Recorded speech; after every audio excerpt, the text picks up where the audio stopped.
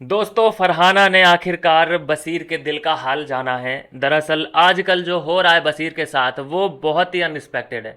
कोई समझ ही नहीं पा रहा है कि जो दो दोस्त हैं, जीशान और अमाल मलिक, उन दोनों ने बशीर को थोड़ा सा अकेले अकेले अकेले कैसे छोड़ दिया है भाई। शायद उस बयान के बाद ये लोग नाखुश हैं कि यहाँ पे सारे पीपल शिट हैं। तो क्या ये वजह है कि बशीर अली को अलग थलग कर दिया गया है?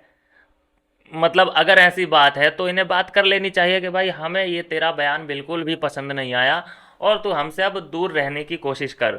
लेकिन ऐसा होता नहीं है डेमोक्रेसी में, सीधे सीधे ऐसी बातें नहीं बोली जाती डायरेक्ट वाली। तो खैर अभी की कहानी तो यही है कि बशीर अपने आप को बहुत ज़्यादा आइसोलेटेड में रखे हुए हैं। दोनों से बातचीत इस वक्त बंद है। लाइव फीड से तो तस्वीरें निकल के सामने आ रही हैं।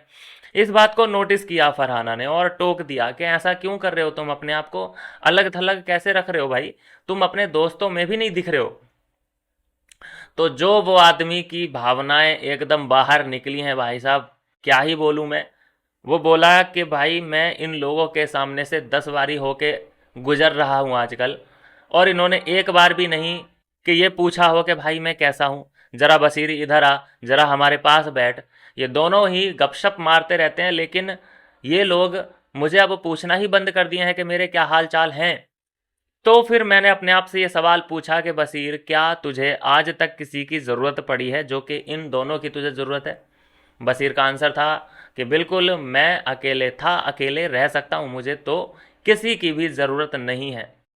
तो यहाँ से बहुत ज़्यादा ये ऑब्वियस सी बात हो चुकी है कि बशीर ने अपने आप को अमाल मलिक और जीशान कादरी से अलग थलग कर लिया है।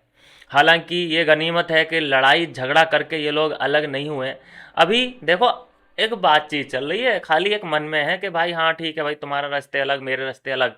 लेकिन एक ऑफिशियल तरीके से लड़ाई झगड़ा करके जो होती है ना, बोलचाल बंद, वैसा कुछ नहीं हुआ है।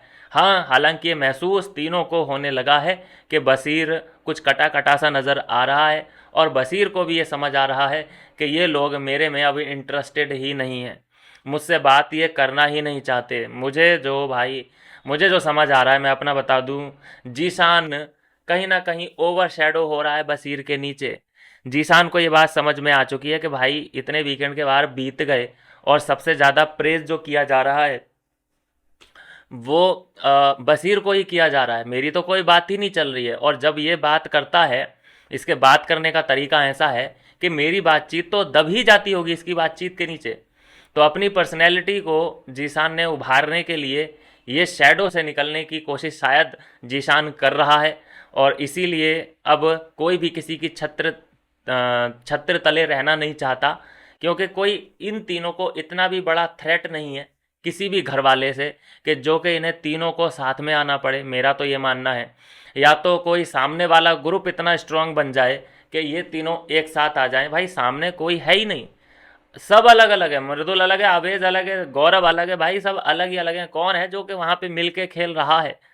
बिल्कुल नहीं। जितना इन तीनों में एकाध दिखा था, इतना और बाकी घर में किसी का भी बॉन्ड इतना एक, हाँ नौकर और मालकिन का ज़रूर एक बॉन्ड है जो कि नीलम और कुनिका का है, नौकर और मालकिन का। तो उसको बॉन्ड कहेंगे या फिर कर्मचारी, क्या बोलेंगे उसको, अपने हिसाब से देख लो दोस्तों। तो यहाँ बशीर ने तो भाई एक तरीके से अनाउंसमेंट कर दी है कि मेरा अब किसी से भी कुछ भी लेना देना नहीं है। जो मेरे साथ है, जो मेरे साथ आना चाहता है उसके लिए वेलकम, और जो मुझसे दूर और अलग थलग रहना चाहता है उसके लिए भीड़ कम। तो ऐसी कहानी अब हो चुकी है दोस्तों, और ये सब कुछ हुआ है उस बयान के बाद कि यहाँ पे सारे पीपल शिट हैं।